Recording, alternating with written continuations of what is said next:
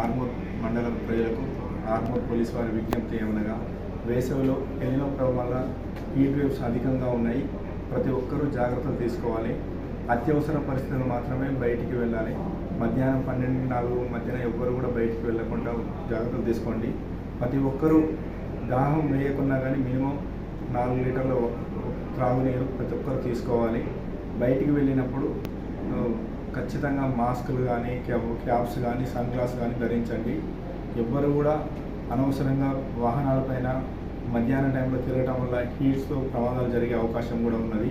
చిన్నపిల్లలు వేసవిలో ఎవరైనా ఈ చెర్ల దగ్గరకు, బావుల దగ్గరకు ఈతకి వెళ్తే పెద్దల పర్యవేక్షణలే ఈత నేర్చుకోవడం కానీ అలాంటి జాగ్రత్తలు తీసుకొని ఈత కొట్టడం, ఎలాంటి ప్రమాదాలు జరగకుండా పిల్లలకు జాగ్రత్తలు తీసుకొని తల్లిదండ్రులకు విజ్ఞప్తి చేస్తున్నాం.